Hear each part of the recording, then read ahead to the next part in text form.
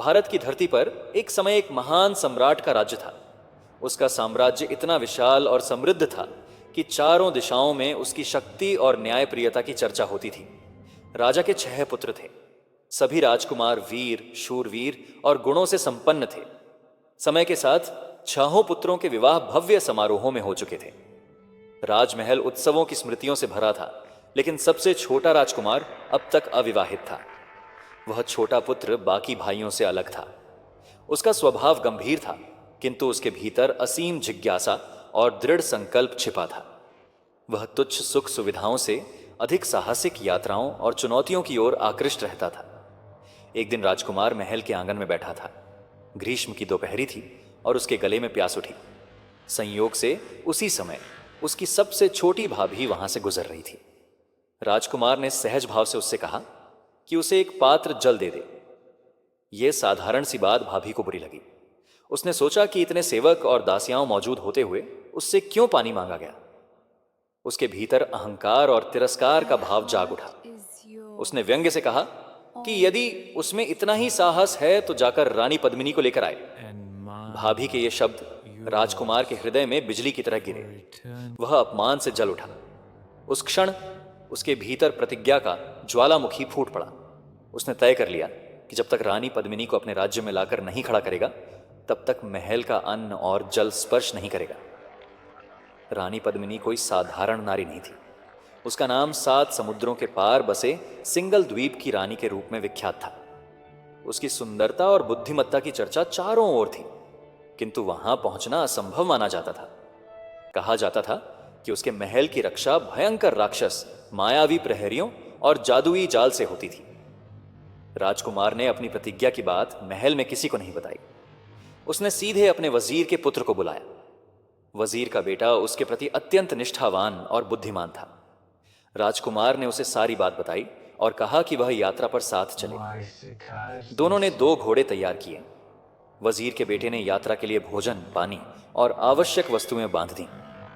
राजकुमार ने आकाश की ओर देखा और मन ही मन देवताओं को प्रणाम किया।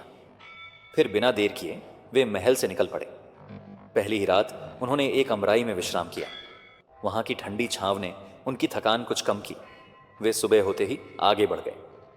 संध्या ढलते ढलते वे एक विशाल बाग में पहुंचे। बाग का वातावरण विचित्र था। हवा में अनजानी सुगंध थी और पेड़ों पर चमकते फूल खिले थे। वजीर का बेटा आशंका से भर गया।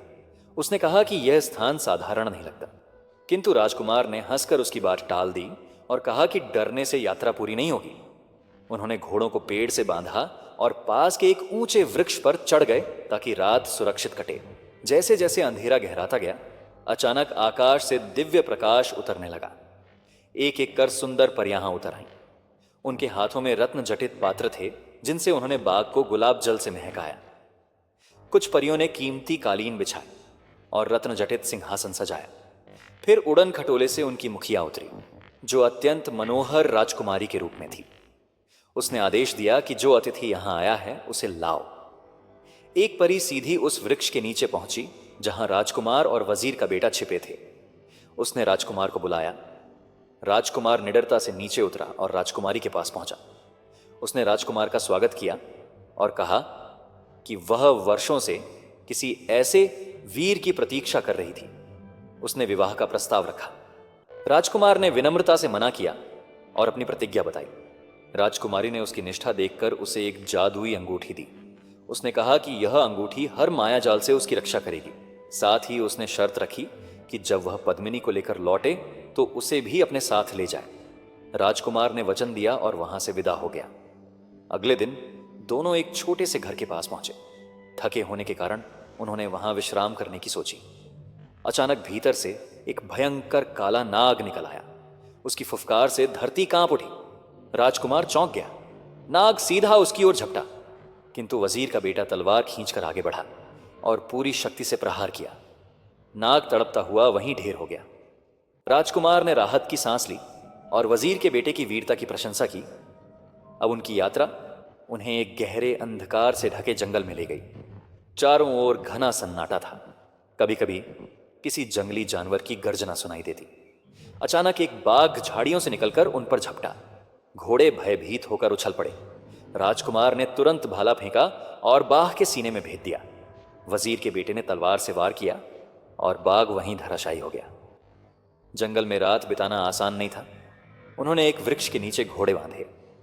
वजीर का बेटा पहरे पर रहा, किंतु राजकुमार थकान से सो गया। सौभाग्य से रात सुरक्षित बीत गई। सुबह होते ही वे आगे बढ़े और एक भव्य नगर दिखाई दिया।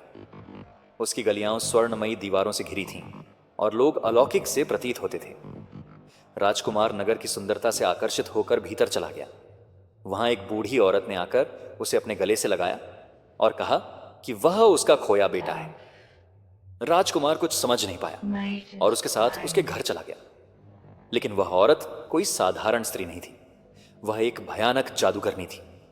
उसने राजकुमार की अंगूठी छीन ली और उसे अपने माया जाल में फंसा लिया। कभी उसे मक्खी बना देती, कभी अन्य रूप में। राजकुमार असहाय हो गया। फिर वह स्वयं सुंदर युवती का रूप धरकर चौपड़ खेलने लगी। पूरी रात चौपड़ खेलते हुए उसने देखा कि राजकुमार कितना बुद्धिमान और साहसी है। धीरे धीरे उसका हृदय पिघल गया। सुबह होते ही उसने राजकुमार को उसकी अंगूठी लौटा दी। साथ ही एक डिब्बी थी जिसमें 2 बाल थे, एक काला और एक सफेद। उसने कहा कि काला बाल जलाने पर पिशाचों की सेना उसकी सहायता करेगी और सफेद बाल जलाने पर देवताओं की। विदा करते समय उसने कहा कि जब राजकुमार पद्मिनी को लेकर लौटे तो उसे भी अपने साथ ले जाए। राजकुमार ने चुपचाप सहमति जताई और वहां से निकल आया। बाहर वजीर का बेटा उसकी प्रतीक्षा में व्याकुल था। राजकुमार को देखकर उसकी आंखों में आंसू आ गए। दोनों ने गले लगाया और पुनः यात्रा पर निकल पड़े।